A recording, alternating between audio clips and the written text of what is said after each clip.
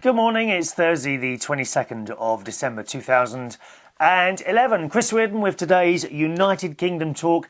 What a wonderful day I had, a long but wonderful day I had yesterday. I went to my school's carol service and of course I left school 31 years ago I left this school. Yeah.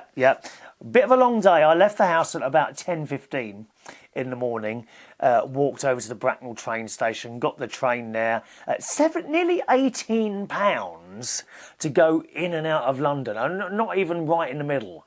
£18 to go from Bracknell to South Kensington station. It's a lot of money. And of course the train fares are about to go up by an average of 5.9%. I mean, what planet do these people live on that they seem to think that people can just keep affording to be able to have these increases? No one's money is going up. Only people that belong to very big, powerful unions, and that's not many of us anymore. My wages haven't gone up for about 5 or 6 years now. They're just level, and yet everything else seems to go up, doesn't it? It's so unfair. I mean, fortunately, I love the trains. There's something very special, new or old, about getting off a platform onto a train and sitting there and watching the world go by. But it's getting more and more expensive for people. What about these people that have to use the trains?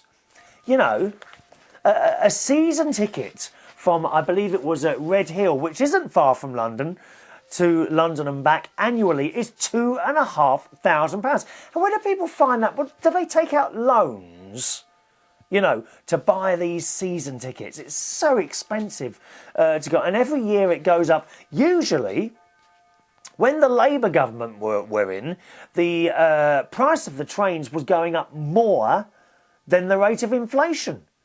And this lot that are in now, have capped the fares. I think at whatever it was now, possibly 6%, something like that. I can't remember. They have capped the fares, which I suppose is something. But still, to put up fares so much at a time when we're supposed to be using our cars less and less, because of the carbon dioxide emissions and all that business. I just don't understand why train fares. I believe trains should be subsidised heavily by the government to get as many people on there as possible. I mean, you do wonder, because the trains are busy, and you kind of wonder yourself, are they putting up the fares to put people off using them, especially at the peak times? Now, when I bought my ticket, nearly £18, that was off peak. Christ knows how much it is when it's fully on peak. Anyway, so that's another, that could be a whole show, train fares. I think it's very, very wrong the way the train fares are going up at the moment. Anyway, so I got on the train, nice smooth journey into South Kensington station. I had to change trains once at Richmond. Got off there, had a little wander around, because the trouble is I do get to places very early. The carol service was due at 2 o'clock. I arrived there at about 20 to 1. So I had a little wander around, and I thought, well, I'll have something to eat before I go, and I couldn't find anything. Strange enough, there's plenty of little restaurants. I fancied a pizza. I couldn't find a pizza anywhere. So you know where I ended up? I hate to say it, McDonald's. Yes, the old golden arches. Went to McDonald's, and I have to say, one of the most unpleasant experiences I've ever had of eating a meal. I really do. I ordered. I got served pretty quickly, to be honest, and I ordered a veggie burger. Some chips and an apple pie and a cup of tea, and he says you can go upstairs or downstairs. So I went upstairs, and it was packed up there, absolutely packed. But as I got there, 2 people left one of the little tables. So I rushed over, sat down, and opened my bag. But I was so close to everyone else. It was so busy up there, and I noticed as people finished their food, a couple of there was a boy and a girl working up there. They dash over to the table, wipe it quickly, and then point at someone else. I mean, it was just like you were in some sort of factory. you know, being fed. It was not a nice experience at all. It was very rushed. You felt like they didn't want you to stay there for a second longer than it took to shovel all this stuff out. I took no notice of them. I just sat there with my tea until it was ready to leave on my mobile phone using the free Wi-Fi. You know, there was a young man and his girlfriend next to me there. They were just stuffing their faces. I mean, it really is. I mean, going to McDonald's, it's not a pleasurable experience, is it? Even when it's not busy.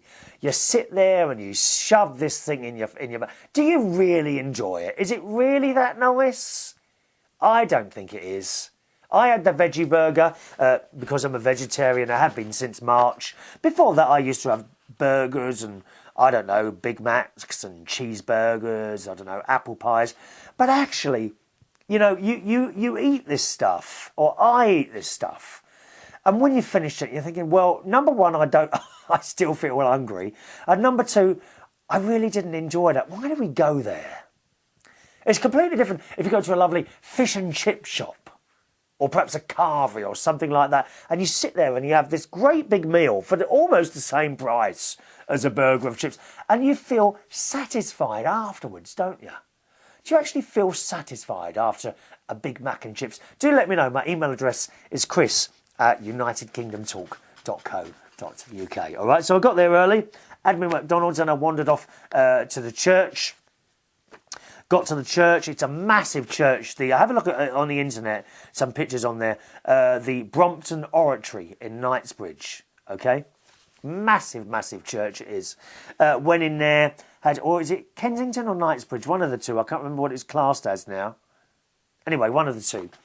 And went in the door. I was on the guest list. Oh yes, guest list. It's not like a nightclub actually. The guest list. And as I was going, and I noticed the boys were arriving. They walk all the way from Fulham Broadway to that church. It's a good 40-minute walk when they'd started arriving. The little ones come first, and I got in the church. Very big church, as I say. They sit at the front. Met my old headmaster, Mr. McIntosh. Wonderful man. He retired a few years ago. And the service went on, and it was all very nice. And the wonderful, wonderful orchestra that the school have got now, they were kind of up, you know, with the organ plays. And there were actually 3 choirs. There was a girls' choir and 2 other choirs, and they were positioned at different parts of this huge church, which I'd never heard done before. One lot of choir were almost right next to me. They give the guests very good position in the church. There were, I think, there were 4 or 6 pews full of guests. So there was one choir on the left. There was one choir right at the very back of the church, and there was another choir kind of forward and to the right. And some of the music in there, while it was happening, were done with the 3 choirs. I've never heard this done before. A little bit done by them at the side, a little bit done at the front, a little bit done at the back. And then they would change where the sound was coming from. And a wonderful, wonderful effect. I mean, you couldn't fault them. And then 2 of the boys, the sopranos, the ones with the really high voices, sung a verse of Silent Night. I think it was Silent Night they sung on their own. And it was just a cry for it. It really was. Beautiful, beautiful sound. So that's that. After the whole service, and I had benediction. If you're Catholic, you know what that is. I had benediction after the choir, carol service. My old headmaster, he let go, and he's actually 66 now. And I tell you what, he does not look 66. I don't know how he's managed to do it all these years. He looks about 45. Seriously, my old headmaster, lovely man, lovely man. And after that, we were ushered in the guests. We went to a little room for just a short reception, you know, some orange juice or champagne you could have, or little mince pies, which weren't mince pies. They were more like mincemeat with crumble on the top. So a little bit different, but I don't like that mincemeat stuff anyway. We're not talking, of course, of mincemeat as in dead animals. It's like a sweet stuff. I'm not quite sure what's in mincemeat, what they make mince pies out of, that sort of stuff.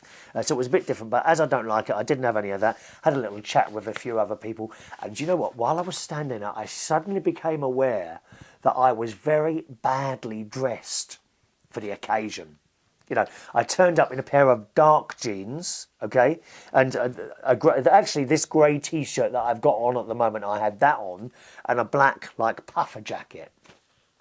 But I did have a pair of dark, darker shoes on, at least. Thank God for that.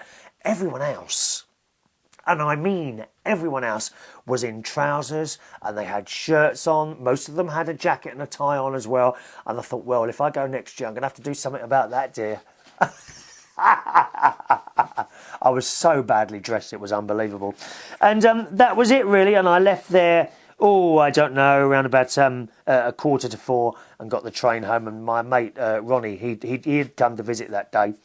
So he picked me up from the station and we got back. I must say, on the way back, it's quite a strict school. It's a very, very well-run school. And you know what? When you're standing there with that school and in the church and all the boys are there and they have sixth form, they have girls in the sixth form as well.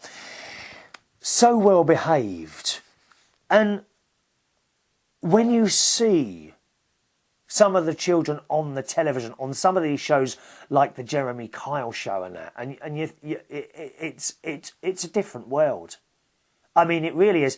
I didn't go to a private school. It's just a comprehensive school, but it's a good Catholic school.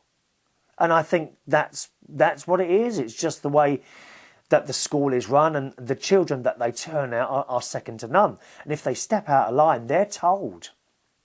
On the way back from the church, I have to go in sort of a walk tunnel to get back to the tube station. And as I was walking through there, I saw 6 or 7 boys still in their uniform from the school, quite young, I suppose about 13, 14, and they were lined up at the wall. And I thought, what's going on over there? And as I got closer, there was a teacher telling them off. I don't know what they'd been doing. And he said, you're in school uniform, and what do you think the world thinks of you at the moment, what you're doing? So I have no idea. I didn't hang around to watch, you know, but they were being told off. And it was a bit of a shame, really, because these lads were just, you know, it was the last day of school. They were going home, ready for the Christmas holiday. So they'd obviously been up to someone, and this teacher, probably just on his way home, had pulled the lot of them over, and they were standing up against the wall, looking terrified, I have to say. Looking terrified. But there's nothing wrong with that, is there? If you're brought up properly, you learn at school, then surely you come out the other side all right. I certainly did. You know, so, I mean, maybe there's something there. So what a wonderful day I had. I had to tell you about that. I didn't record anything there, or I did take a little picture of the church. I don't think it's on the computer. If it is, I'll show it to you in a second. But I don't think it's actually on the computer. But I took a little picture of the church before all the boys arrived and that. Anyway, so that's it. Lovely day yesterday.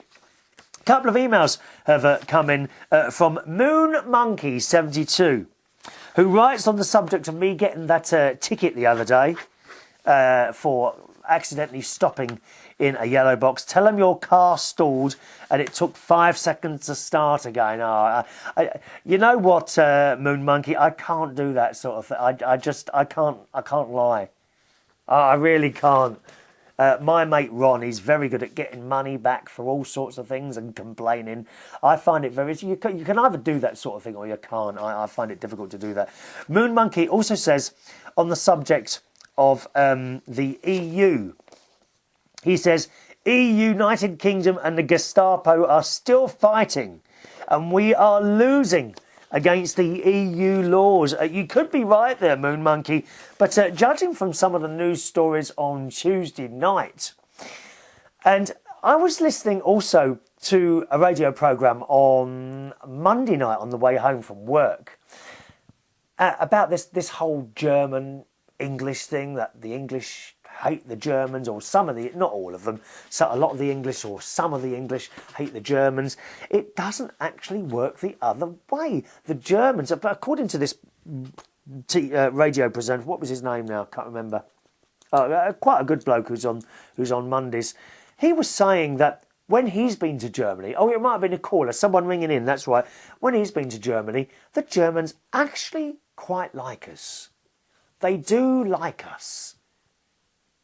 You know, so maybe we've got it wrong.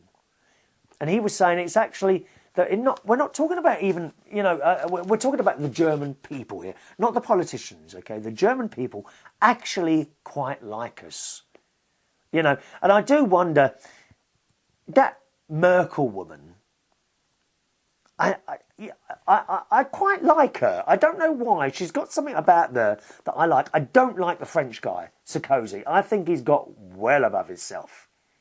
I really do. I don't know what... He's some sort of power trip he's on at the moment. Definitely. That President French Sarkozy bloke. Definitely on some sort of power thing.